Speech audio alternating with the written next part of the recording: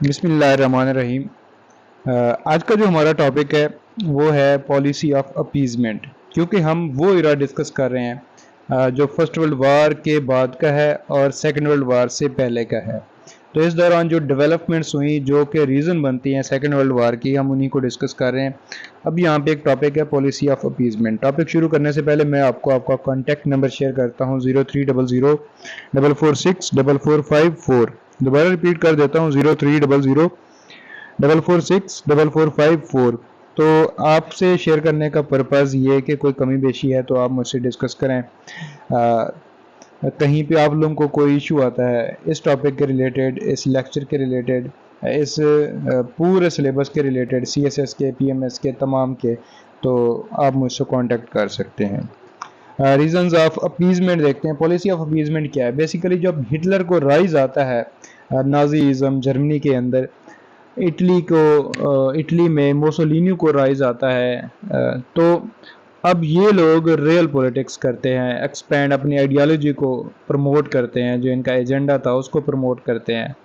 تو یہ انہوں نے جو پرومیسز کیے ہوئے تھے لوگوں سے، اپنے ان سے کہ ہم آپ کو پریسٹائج دلوائیں گے، ہم اکانومی کو بہتر کریں گے، ہم جرمنی کا یا اٹلی کا جو کھویا ہوا وقار ہے اس کو دوبارہ لے کے آئیں گے، تو ٹریٹی آف ورسائل کا بدلہ لیں گے، ہم جرمانے پے نہیں کریں گے۔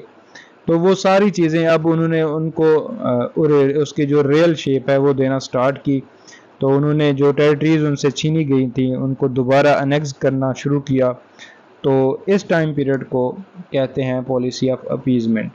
وہ کیا تھی پالیسی آف اپیزمنٹ؟ جب جرمنی قریب کے علاقوں کو ان کو انیکس کرنے کی کوشش کرتا ہے ہٹلر، تو دوسری جو سٹیٹس ہیں وہ ان کو وارن تو کرتی ہیں لیکن اس کو روکتی نہیں ہیں، کوئی عملی کام نہیں کرتی۔ وہ لیگ آف نیشن سے چپ کر کے نکل جاتا ہے، سٹیٹس خاموش رہتی ہیں۔ وہ ری آرمامنٹ کانفرنس سے نکل جاتا ہے، سٹیٹس خاموش رہتی ہیں۔ وہ آرمز کو بڑھانے لگ جاتا ہے، سٹیٹس خاموش رہتی ہیں۔ الٹا یہ کہ اس کے ساتھ ایگریمنٹس کر لیتی ہیں۔ وہ ساتھ کی سٹیٹس جیسے آسٹریا ہے اس کو انیکس کر لیتا ہے، سٹیٹس خاموش رہتی ہیں، وارن کرتی ہیں صرف۔ چیکوسلوواکیا کو وہ انیکس کر لیتا ہے، سٹیٹس خاموش رہتی ہیں۔ وہ سار لینڈ کو، السیس لورین کو، ان کو ہتھیانے کی کوشش کرتا ہے، ہتھیا لیتا ہے، تو سٹیٹس خاموش رہتی ہیں۔ لیکن جب وہ پولینڈ پہ اٹیک کرتا ہے تو تب سٹیٹس کو ہوش آتا ہے کہ اب ہٹلر کو روکنا ناگزیر ہو گیا ہے، مطلب کمپلسری ہو گیا ہے، ضروری ہو گیا ہے۔ تو اس پورے پروسیس کو ہم کہتے ہیں پالیسی آف اپیزمنٹ۔ اچھا، ریزنز آف اپیزمنٹ دیکھتے ہیں۔ اوائیڈنس آف وار۔ تمام سٹیٹس چاہتی تھیں کہ جو وار ہے وہ ہیپن نہ ہو، وار کسی حد تک اس کو روکا جا سکے، جنگ نہ ہو۔ پہلے بھی فرسٹ ورلڈ وار میں اتنی تباہی ہو چکی ہے تو دوبارہ کسی قوم کو کوئی تباہی کا سامنا نہ کرنا پڑے، تو اس لیے وہ جنگ نہیں کر رہے تھے، لیکن ہٹلر اس چیز کا فائدہ اٹھا رہا تھا۔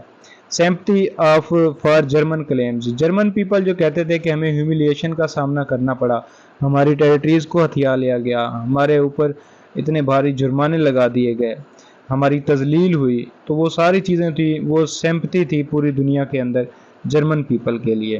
Weakness of league of nation.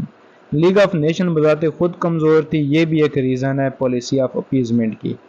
اس لیے انہوں نے نیوٹن کو کام کرنے سے، اپنے جو ایجنڈے تھے ان کو امپلیمنٹ کروانے سے روک نہیں سکے یہ لوگ۔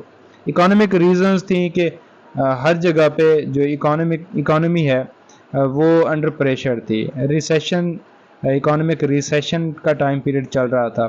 Fear of communism of Russia.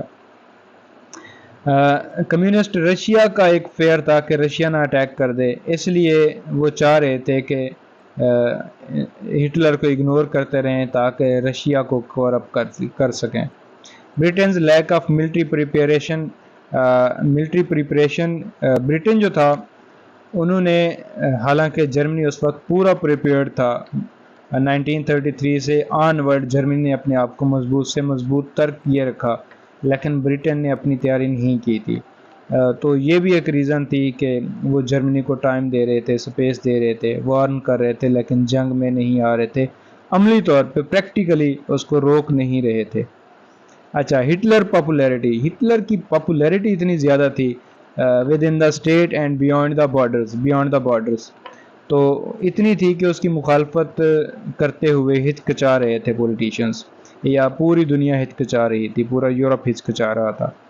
تو اس کا امپیکٹ کیا ہوتا ہے انٹرنیشنل افیئرز پہ؟ Impact of appeasement, policy of appeasement on international affairs, اس کا امپیکٹ ذرا دیکھتے ہیں۔ سب سے پہلے جرمنیز ری آرمامنٹ، جرمنی پہ پابندی تھی کہ وہ آرمز نہیں بنا سکتا، لیکن جرمنی بنانے لگ گیا۔ ایک یہ اس کا رزلٹ ہوا کہ جرمنی اپنی آرمز کو بڑھانے لگ گیا۔ اینگلو جرمن نیول ایگریمنٹ، جب جرمنی آرمز بنانے لگ گیا، وارشپس بڑھانے لگ گیا، تو برطانیہ نے اس سے اچھے تعلقات چاہے اور اس کو پرمیشن دے دی کہ آپ نیول جو شپس ہیں ان کو بنا سکتے ہو۔ تو انہوں نے کہا کہ آپ برٹن کی جتنی بھی نیول شپس ہیں اس کا 35% آپ اپنی نیول بڑھا سکتے ہو۔ پھر اٹلی کو ہم دیکھتے ہیں کہ اٹلی نے انویڈ کیا ابیسینیا کو اسی اپیزمنٹ کی وجہ سے۔ پھر جرمنی نے آکوپائڈ کیا رائن لینڈ کو جو کہ فرانس کے ساتھ ہے۔ پھر اسپینش سول وار ہوتی ہے اسی وجہ سے۔ پھر مونچ ایگریمنٹ ہوتا ہے جس کو اصل میں ہم اپیزمنٹ پالیسی بولتے ہیں۔